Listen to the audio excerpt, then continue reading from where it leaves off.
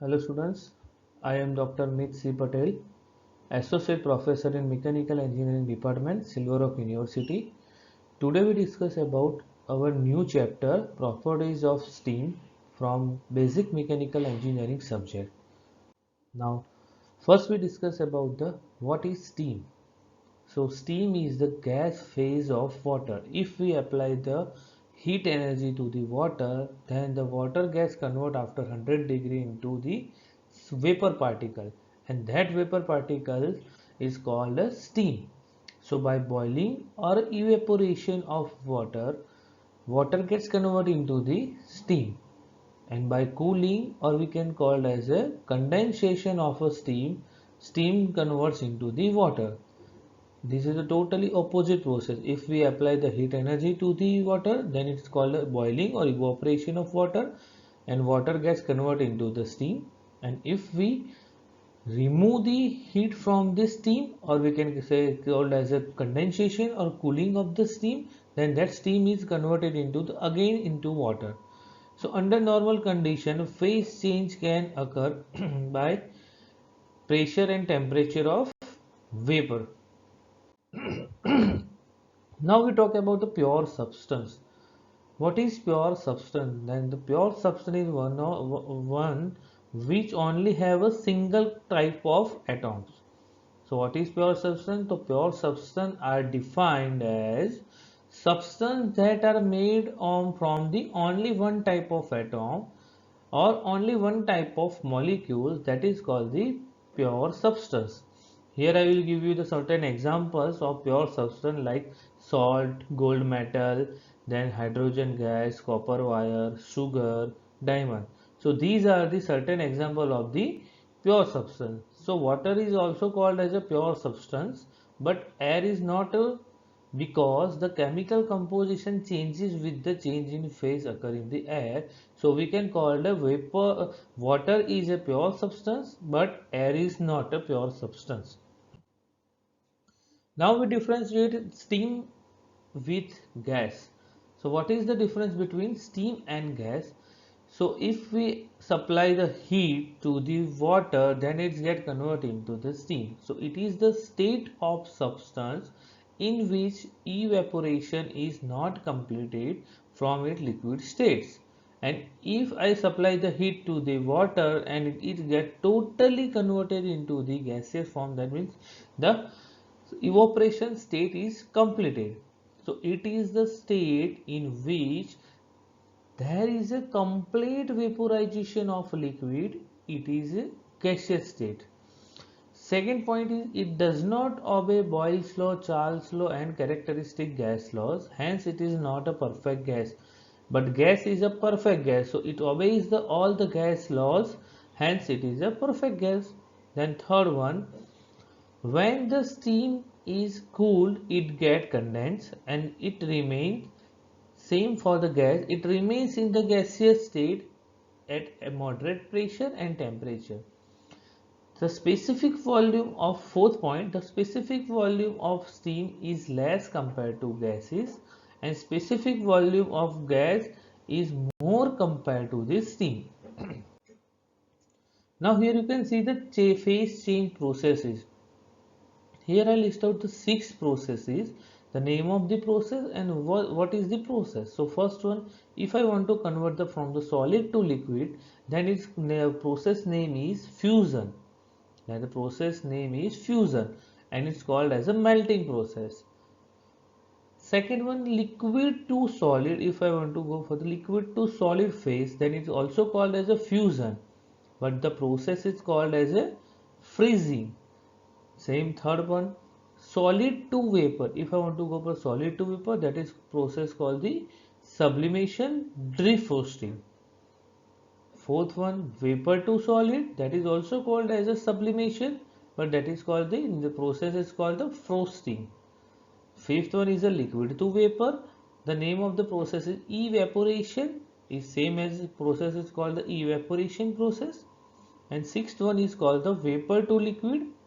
The process name as a condensation and the process also name as the condensation. So these 6 are the different process which convert from solid to liquid, liquid to solid, solid to vapor, vapor to solid, liquid to vapor, and vapor to liquid. Here we have already learned about the steam. What is steam? Steam we already covered in the second slide. Steam is nothing but it is an incomplete stage of liquid. I mean complete evaporation stage of liquid. That is called steam. It means in steam, not the total particles of water is converted into the gaseous form. So when it get converted into the gaseous form, when we supply the heat energy to the water, then it gets converted into the steam form. So which type of heat? Now we discuss about the different types of heat. First one is the sensible heat, second one is the latent heat. Here we consider two things. First one is the phase, second one is the temperature. So when we talk about the sensible heat, sensible that means sense. So sensible is the energy required to change the temperature of a substance with no phase change. So when we supply the heat energy, sensible heat to the system, then there is a no change in phase, only there is a change in temperature. So the phase change is not occur, only change in the temperature. Now second type of heat, that is called latent heat. So what is latent heat? The definition of the latent heat is the energy required to change the phase of a substance with constant temperature. It means if I have a system, then I supply the latent heat to that system. So there is a change in phase. There is no change in temperature. Temperature get not increases or decreases. But that heat energy is utilized to change the phase. So in sensible heat, the temperature change, phase does not change. Same for the latent heat. Phase change, temperature does not change. That means temperature remains constant. Now here you can see that steam formation. What is steam formation? If I have water, then I apply the heat energy to that water, then the water gets converted into the steam. So here we discuss about this steam formation from the ice. So TH diagram stands for the temperature enthalpy diagram. So here you can see, I will point out here the temperature vertically and the horizontally stand for the enthalpy, and here we can add the heat in this direction. So what happened here, I consider the minus 10 degree temperature. So at minus 10 degree the ice formation occur. So here is a minus 10 degrees ice in this solid form. Then I supply the heat energy to the ice. So what happened, it's get absorb the heat, and again here you can see the temperature get increases. Here you can see the temperature get increases from minus 10 degree to 0 degree, but the phase is not changed. The phase is solid to solid. Here you can see the phase not changed. That means which kind of heat is supplied here during this process, we can consider A or A to B. So you can see we already studied in the previous slide. Here you can see, here you can see here is a change in the temperature but not change in the phase. So here I supply the heat energy is called a sensible heat. Then again at 0 degree I supply the again the heat energy is added. If I had added the heat energy at 0 degree, then what happened? The temperature is remain constant at 0 degree, but the phase will changing from solid to liquid. Then at this point I have a 0 degree solid ice, and at this point I got a 0 degree liquid form. Then again whatever heat is added during this portion is called the latent heat. Again I added a heat at 0 degree water, is converted into the 100 degree of water. That means the temperature gets changed, but the phase is from liquid to liquid. So there is no change in phase is constant. That means here whatever heat I added, that heat is called as a sensible heat. And again I supply the heat energy at 100 degree of water, then it's slightly converted into the vapor form, but there is no change in the temperature. So again I called as this is the constant temperature, and there is a change in phase from liquid to gas, so that I called as a heat supply is latent heat. So by this way I converted from solid ice to the gaseous form, that means called a steam form. Now we talk about the different types of steam. As you all know, we have a three types of steam. First one is called the wet steam. Second one is called the dry steam, dry and saturated steam. And third one is called the superheated steam. So what is wet steam? If I supply the heat energy to the water, then it's slightly converted into the steam. That portion of that steam is called the wet steam. So the mixture of steam and water is called as the wet steam. It is a first phase change, or we can call it the first phase of the water that convert into the steam. So wet steam has a dryness fraction. What is dryness fraction? That is the important term for us. So what is dryness fraction? So here I show you the equation as well as the definition of the dryness fraction. So dryness fraction is the ratio of mass of dry vapor to the mass of water vapor and dry vapor present in the wet steam, or we can call as in simple language, dryness fraction X is equal to mass of steam upon mass of steam plus mass of water. This is a very simple and basic equation. X, dryness fraction, is denoted as by X. So X is equal to mass of steam Ms upon mass of steam plus mass of water Ms plus Mw. So equation becomes X is equal to Ms upon Ms plus Mw. Now we talk about the wetness fraction. We already covered the dryness fraction. Now we talk about the wetness fraction. What is wetness fraction? It is the totally opposite of the dryness fraction. So wetness fraction is the ratio of the mass of water particles to the mass of water particles and dry vapor present in the wet steam. So wetness fraction is equal to Mw upon Ms plus Mw, and wetness fraction we can consider as a 1 minus X. X is denoted for the dryness fraction.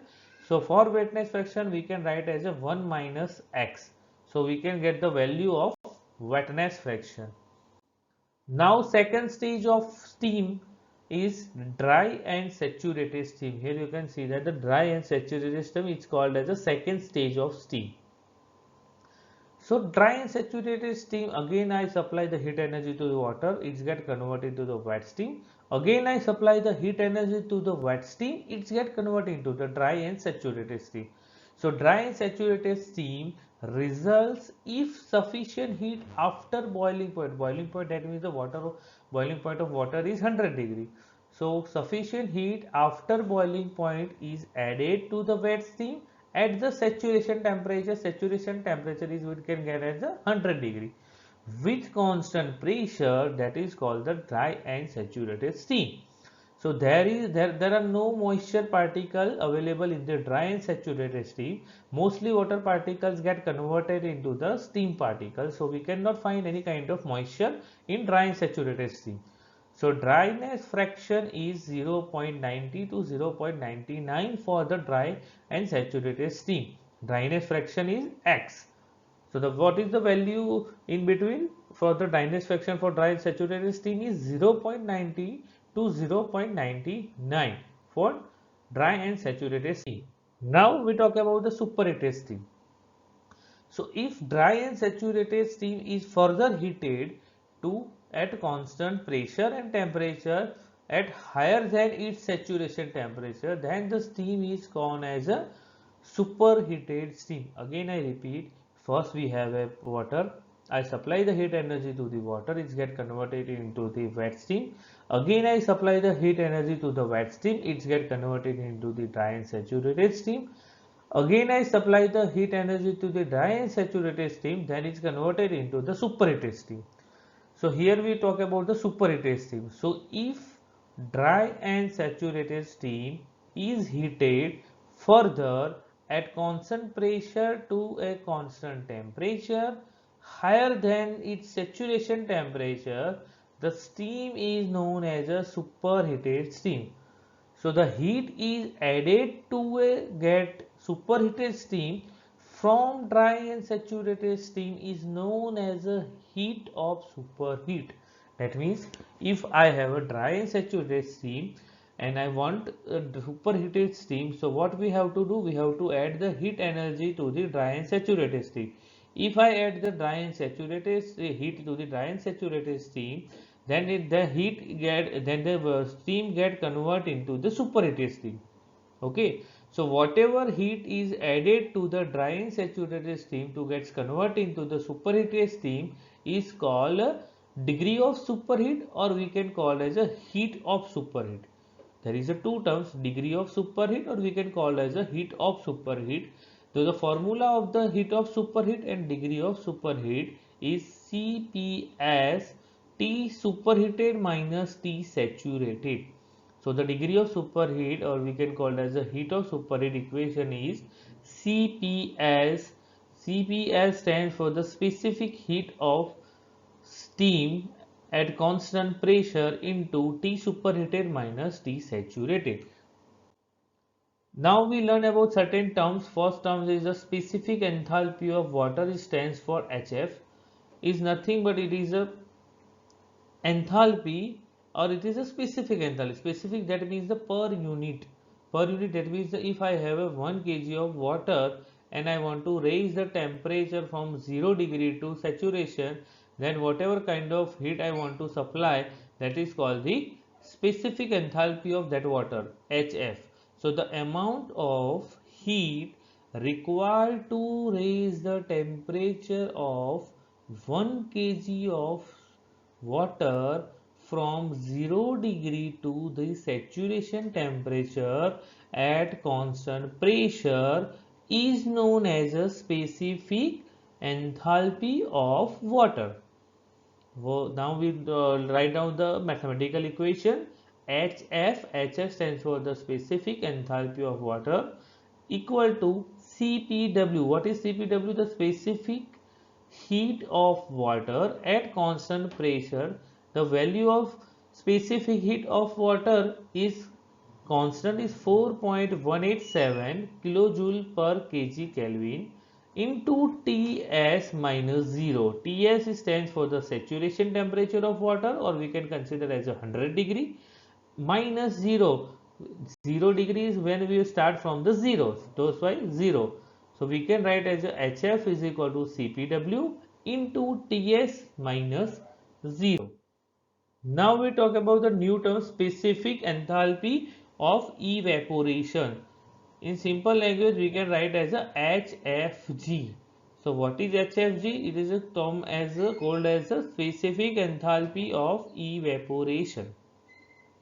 So the amount of heat required to evaporate 1 kg of water at the saturation temperature into 1 kg of dry steam at the same temperature and pressure is called as a specific enthalpy of evaporation.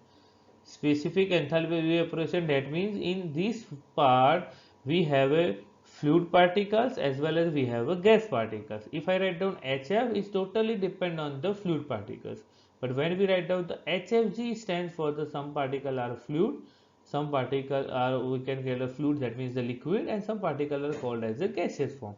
So it denoted by the HFG, and the unit of the HFG specific enthalpy of evaporation is kilojoule per kg.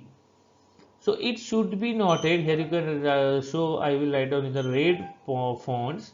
It should be noted that the enthalpy of evaporation decreases with an increase in pressure, and it increases at critical pressure. Again, I repeat. It should be noted that the enthalpy of evaporation decreases with an increases in pressure, and it's increasing at critical pressure. Now second term is called the specific enthalpy of wet steam, that is called HWAIT. So how can we define it? So it is defined as the total amount of heat supplied at a given constant pressure to convert 1 kg of water at 0 degree into 1 kg of wet steam at the specified dryness fraction. It is a very simple term. If I want to write down in the mathematical terms, so I can write the H is equal to HF plus XHFG. What is HF? HF is the specific enthalpy of dry steam. What is HFG? It is a specific enthalpy of dry and saturated steam. And what is X? X stands for the dryness fraction. Now second term is called the specific enthalpy of dry and saturated steam. It stands for Hg. So it is defined as the total amount of heat supplied at a given constant pressure to convert 1 kg of water into 1 kg of dry and saturated steam at its saturation temperature. Again I repeat, it is defined as the total amount of heat supplied at a given constant pressure to convert 1 kg of water into 1 kg of dry saturated steam at its saturation temperature. So now we can write down the value into mathematical forms. So Hg is equal to Hf plus Hfg. Here we can write down in mathematical term Hg is equal to Hf plus Hfg. Now we learn about the new term is the H superheated, that means the specific enthalpy of superheated steam. These all our terms are utilized in the numerical parts. So we need to learn about the basic concept of this all the terms and mathematical equation of the all the statements or all the terms. So specific enthalpy of superheated steam H superheated, any further heating of dry and saturated steam will increase the temperature of steam at a given pressure. This steam is called superheated steam. This steam is called superheated steam and its temperature is denoted by T superheated. Again I repeat, any further heating of dry and saturated steam will increase the temperature of the steam, and the temperature of the steam is increases, then the steam from dry saturated is get converted into the superheated. So this steam is called as a superheated steam and its temperature is denoted by T superheated. So superheating process is carried out in a heat transfer device called a superheater. This conversion from dry and saturated steam to superheated steam, that process is carried out in superheater. Now we write down the mathematical formulation of the superheated steam. So H superheated is equal to Hg plus Cps T super minus T saturated. H superheated is equal to Hg, that means it is the specific enthalpy of dry and saturated steam. But if we added the degree of superheat into the dry and saturated steam, then we got the superheated steam. So what is the degree of superheat or heat of superheat? We already studied in the superheated steam. The equation is Cp T super minus T saturated, that is the heat of superheat, or we can call as a degree of superheat. So if I added this degree of superheat into the dry and saturated steam, then we can get the superheated steam. So H superheated is equal to Hg plus Cps T super minus T saturated. Now we learn about the specific volume of liquid. It is a very simple, just I go through it. It is defined as the volume occupied by 1 kg of water at the saturation temperature at a given pressure is called the specific volume of liquid, and we denote it by the Vf. So the specific volume of liquid Vf is obtained from the steam table in meter cube per kg. What is steam table? We learn in the next subsequent slides. Now we talk about the specific volume of wet steam. So we denote it as a V wet. It is a very simple term. So the volume of wet steam per unit mass of a given pressure and the saturation temperature is specific volume of wet steam. So the wet steam is made with dry vapor and moisture particles. So we can write down the V wet is equal to X into Vg. X stands for the dryness fraction and Vg stands for the specific volume of gas. Now we can write down the specific volume of dry and saturated steam.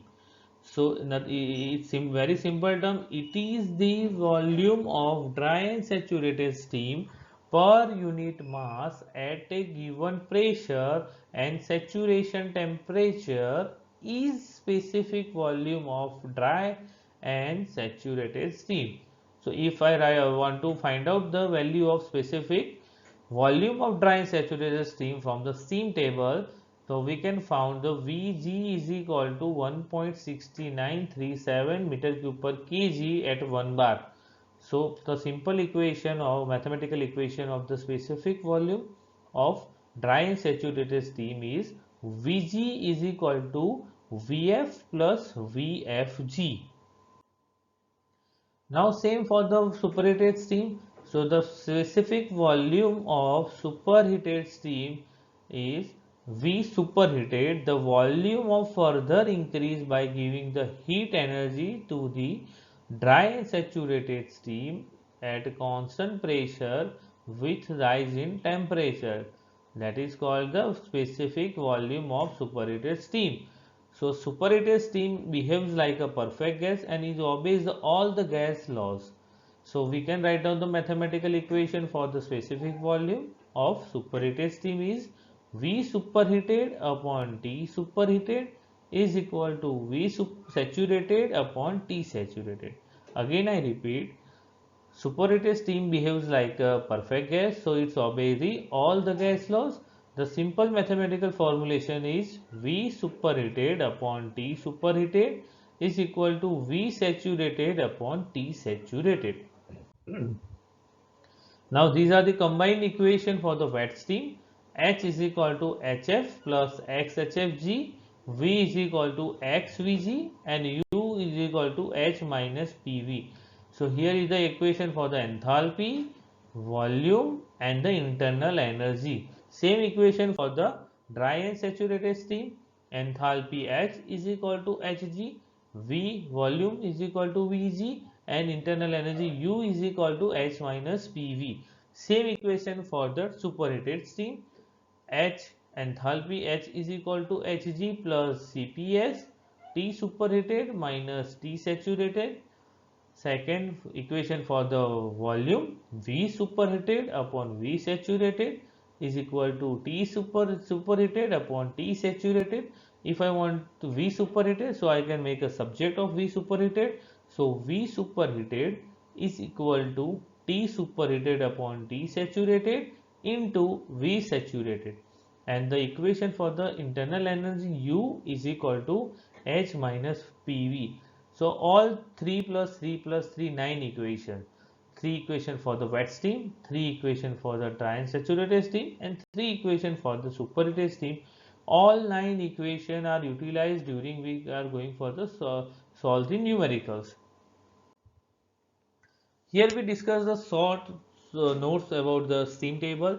There are two types of steam table. First one is called the properties of steam based on pressure and second one is the property of steam based on temperature.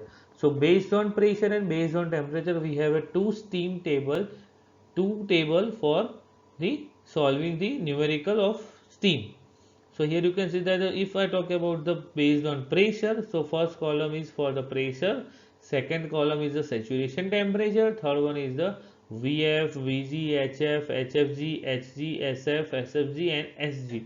If I talk about the based on temperature, so nothing but the column number 1 and column number 2 are interchanged. Temperature comes first and pressure comes second. So temperature, then pressure, then Vf, Vg, Hf, Hfg, Hg, Sf, Sfg and Sg. All terms are as similar as based on pressure table. There is only one change. The column number 1 and column number 2 are gets interchanged. So here I will do the certain small exercise, then we conclude our session. So here pressure P is equal to 10 bar and I want to find out the HF, HG, VF and VG. So how can I find out? Here you can see the pressure is already given. So I have to mark the pressure table, and in pressure table for in first column I have to mark as a 10 bar, and in respective column I can directly find out the HF, HG, VF and VG. Same for the second one, pressure P is equal to 25 bar. So I have to use the pressure table and I have to mark on the pressure table 25 bar, and I with respect to 25 bar pressure I have to take the value of HF, HFG, HG, VG, VF and TH from the pressure table.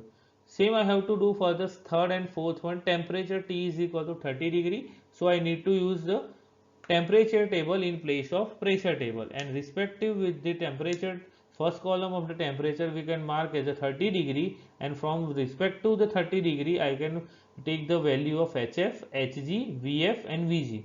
Same for the 56 degree temperature, I have marked the 56 degree temperature on the temperature table first column, and with respect to 56 degree I can mark the all the values from the temperature table, HF, HFG, HG, VG, VF and pressure P. So this is a simple